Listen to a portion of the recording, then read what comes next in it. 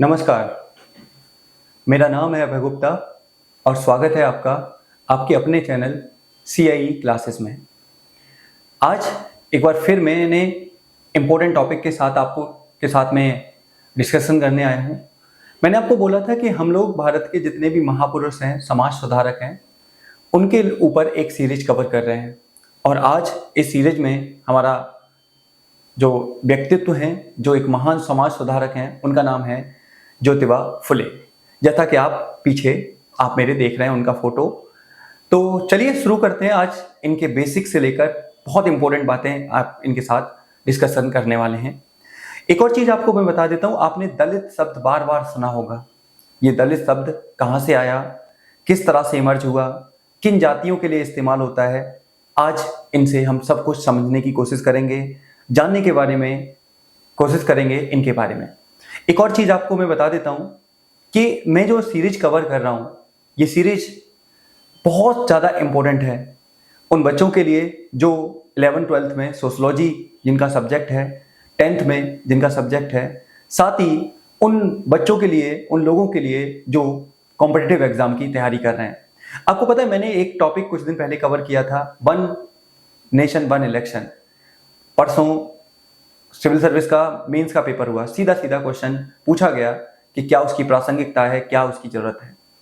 तो ऐसे ही अपन डिस्कस करेंगे, जानने की कोशिश करेंगे इनके बारे में। कुछ दिनों में डिजिटल बोर्ड और सारा स्टूडियो रेडी हो जाएगा, फिर आपके साथ व्यवस्थित क्लासें में लिया करूंगा। चलिए बिना देरी करे आज शुरू करते हैं। सबसे पहले हम जानते हैं ज्योतिबा फुले के बारे में कुछ बेसिक बातें। इनका जन्म 11 अप्रैल 1827 में महाराष्ट्र के सतारा में हुआ था। इनके पिता का नाम था गोविंदराव फुले और माता का नाम था चिमनबाई। आपको याद रखना है कि इनका परिवार क्या करता था। इनका परिवार बेसिकली माली का काम करता था। माली समझते हैं, जो गार्डन को केयर टेकिंग करते हैं और फूल बेचने का काम करता था। इसी वजह से इनका नाम फुले पड़ा और फिर इन्हें ज्योतिबा फुले के नाम से जाना जाने लगा। यह 19वीं सदी के प्रमुख समाज सुधारक थे और ये माली समुदाय से आते थे। माली समुदाय समझ गए, जो उस समय बाग होते थे, बगीचे होते थे, उनकी देख रेख करने का काम करते थे और इनका परिवार फूल बेचता था। इसी वजह से इनका नाम फूले पड़ गया और तभी से इन्हें ज्योतिबा फुले के नाम से जाना जाने लगा। देखिए, माली समुदाय जाति व्यवस्था में निम्न स्तर पर माना जाता है। इसी वजह से इनको छुआछूत और जाति व्यवस्था में का सामना करना पड़ा।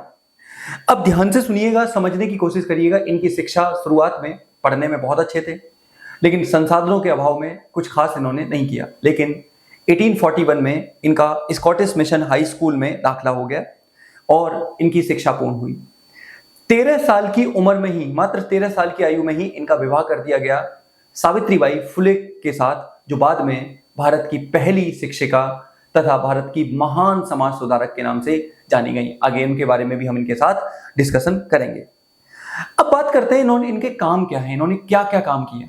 तो मैं आपको बता देता हूं, इनका सबसे महत्वपूर्ण काम है जाति व्यवस्था व छुआछूत को समाप्त करने में इनका महत्वपूर्ण काम है। इन्होंने जाति व्यवस्था को खत्म करने के लिए, इसको समाप्त करने के लिए बहुत महत्वपूर्ण आंदोलन चलाया।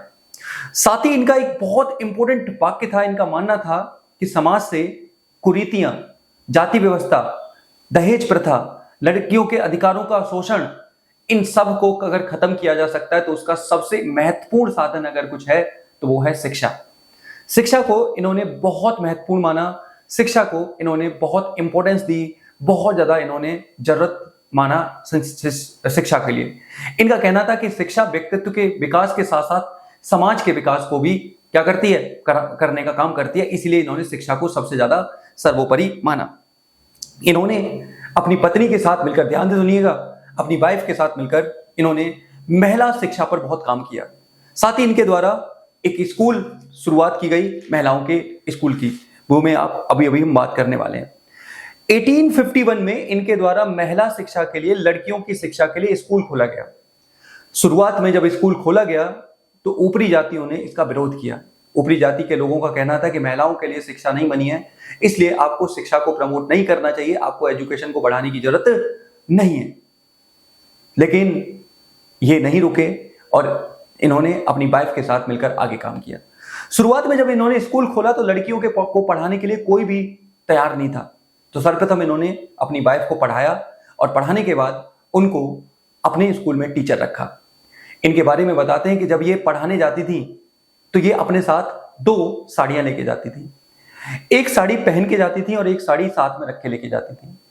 होता क्या था कि जब ये घर से स्कूल निकलती थी तो लोग इनके ऊपर पत्थर फेंकते थे, कीचड़ फेंकते थे, गोबर फेंकते थे, जिसकी वजह से इनकी साड़ी गंदी हो जाती थी। लेकिन जैसे ही स्कूल में पहुंचती थी वो साड़ी को चेंज करके फिर दोबारा दूसरी साड़ी पहन लेती थी जो साफ रखती थी। इस वजह से ये हमेशा 2 साड़ियां कैरी करती थी।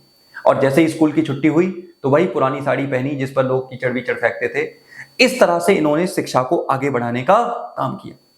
इनका विरोध हुआ महिला शिक्षा को रोकने के लिए, लेकिन ये रुके नहीं। कुछ ही सालों में इन्होंने महाराष्ट्र के अलग अलग हिस्सों में 2 से 3 स्कूल और ओपन कर दिए, स्पेशली लड़कियों के लिए। ये इनका शिक्षा का रोल था, ये इनकी शिक्षा में भूमिका थी, स्पेशली लड़कियों की शिक्षा में। इन्होंने बाल विवाह का विरोध किया, साथ ही विधवा पुनः विवाह का समर्थन किया। इनका कहना था कि विधवा पुनः विवाह किया जाना चाहिए क्योंकि ये एक महिला का अधिकार है, एक व्यक्ति का अधिकार है जो उसे मिलना चाहिए। ये इन्होंने कहा। किसने? तो आंसर है ज्योतिबा फुले ने। तो ये बात थोड़ी सी आपको याद रखनी है इनके बारे में। उसके बाद इन्होंने क्या किया? 1873 में दलित जातियों के उत्थान के लिए, पिछड़ी जातियों के उत्थान के लिए इन्होंने सत्यशोधक समाज की स्थापना की। इस सत्यशोधक समाज के तहत इन्होंने जो हमारे प्राचीन ग्रंथ थे जिसमें छुआछूत, जाति व्यवस्था के विभेद की बात की गई थी, उनको निशाना बनाया। उनका कहना था कि जब ईश्वर ने हमें बनाते हुए भेदभाव नहीं किया तो ये भेदभाव समाज के द्वारा क्रिएट किया गया है, और समाज के द्वारा क्रिएट किया गया है तो ये स्वीकार योग्य नहीं होगा, इसको किसी भी कीमत पर स्वीकार नहीं किया जाएगा। इसी वजह से इन्होंने 1873 में सत्यशोधक समाज की स्थापना की। इसके साथ ही आपको एक और बात याद रखनी है, निम्न जातियों के लिए, पिछड़ी जातियों के लिए सर्वप्रथम दलित शब्द का इस्तेमाल इनके द्वारा ही किया गया। इन्होंने बेसिकली कहा, दलित का मतलब बताया कि वो वर्ग जो सबसे दबा कुचला पिछड़ा निम्न होता है, जिसको समाज ने सबसे निम्न स्तर पर रख दिया है, उन लोगों के लिए इन्होंने दलित शब्द का इस्तेमाल किया और पूरे जीवन उन्हीं के उत्थान में काम करते रहे। उन्हीं के उत्थान में इन्होंने बहुत महत्वपूर्ण भूमिका निभाई। इसके साथ ही इन्होंने एक बड़ी फेमस बुक लिखी जिसका नाम है गुलामगिरी। कई बार एग्जाम में पूछा गया है, ध्यान से सुनिए। गुलामगिरी, इस गुलामगिरी में यही वर्णन उन्होंने दिया कि कैसे जाति व्यवस्था के अंतर्गत एक व्यक्ति दूसरे व्यक्ति के साथ एक्सप्लॉयटेशन करता है, शोषण करता है, जो गुलामों से भी कहीं ज्यादा बढ़ के है। एक और बात आपको बताना चाहता हूं, इन्होंने कई वर्षों तक पुणे के गवर्नर के रूप में भी काम किया, पुणे के कमिश्नर के रूप में भी काम किया। 1876 से लेकर 1883 तक इन्होंने पुणे के कमिश्नर के रूप में भी काम किया और उस टाइम पर भी ये दलितों के लिए काम करते रहे। यानी कि ओवरऑल कहूं तो मैं इनका बहुत महत्वपूर्ण रोल है समाज के उत्थान में, खास करके दलित जातियों, पिछड़ी जातियों, महिलाओं, बाल शिक्षा, बेसिकली आप कह सकते हो फीमेल एजुकेशन, इन सब में इनके द्वारा बहुत महत्वपूर्ण भूमिका अदा की गई या बहुत महत्वपूर्ण रोल प्ले किया गया, जिसकी वजह से आज हम वुमेन एम्पावरमेंट की तरफ आगे बढ़ रहे हैं। तो मैं कह सकता हूं कि वुमेन एम्पावरमेंट में सबसे महत्वपूर्ण काम करने का जो क्रेडिट जाता है वो ज्योतिबा फुले और इनकी वाइफ सावित्रीबाई फुले को जाता है। आपको याद रखना है, सावित्रीबाई फुले को भारत की पहली शिक्षिका कहा जाता है, पहली टीचर कहा जाता है, क्योंकि इन्होंने फीमेल एजुकेशन में बहुत इंपॉर्टेंट रोल प्ले किया था। एक और बात आपको बताना चाहता हूं कि जिस समय हमारे देश में जाति व्यवस्था पीक पे थी, जिस समय हमारे देश में उच्च जातियों का बोलबाला था, ऐसे में एजुकेशन का एक कमल खिलाने वाले जो व्यक्ति थे वो ज्योतिबा फुले थे, जिन्होंने सब वर्गों को आगे ले जाने का काम किया या सब वर्गों को आगे बढ़ाने का काम किया। फिर क्या हुआ? समय आया 28 नवंबर 1840 का। 28 नवंबर 1840 के आसपास, 1890 के आसपास, मैं दोबारा बोल रहा हूं, 28 नवंबर 1890 में इस पुण्य आत्मा ने धरती को हमेशा के लिए अलविदा कह दिया, यानी कि इनकी मृत्यु हो गई। लेकिन इनके विचार, इनके काम, इनके आदर्श, इनके आइडल आज भी मेरे और आपके बीच में मौजूद हैं। जो इन्होंने किया शिक्षा के लिए, जो उन्होंने किया आपके लिए, विधवाओं के लिए जो इन्होंने किया, दलित जातियों के लिए, वो आज भी वंदनीय है, आज भी सराहनीय है जो इनके काम थे। तो ये थे ज्योतिबा फुले, जिनके बारे में मैंने बेसिक बातें आपको बहुत सारी बताई।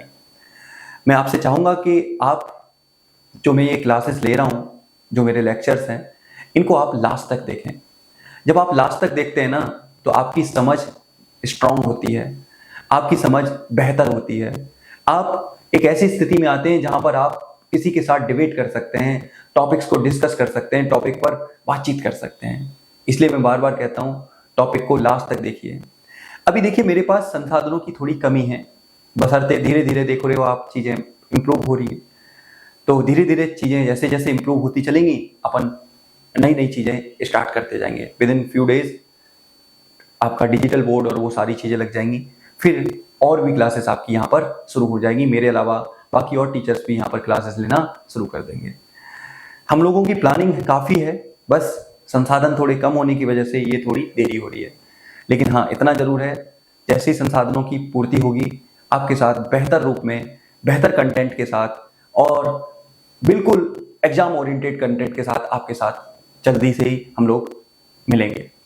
तो इसी बात के साथ मैं अपनी बात खत्म करता हूँ। आपसे उम्मीद करूंगा कि आप इस चैनल को थोड़ा सपोर्ट करेंगे, आगे प्रमोट करेंगे, जिससे कि बाकी लोग भी इससे जुड़ सकें। तो मैं अपनी बात खत्म करता हूँ, मिलूंगा ऐसी क्लास में। तब तक आप खुश रहिए, मस्त रहिए और मन लगाकर पढ़ते रहिए, क्योंकि जीवन में खास करके जो मिडिल वर्ग हैं, उनके जीवन में, छोटे वर्ग हैं, उनके जीवन में अगर रोशनी, अगर उनके जीवन में पंख कोई देता है तो वो शिक्षा है। इसी बात के साथ मैं अपनी बात खत्म करूंगा, मिलूंगा ऐसे ही किसी वीडियो में। तब तक आप सब खुश रहिए, मस्त रहिए। जय हिंद, जय भारत।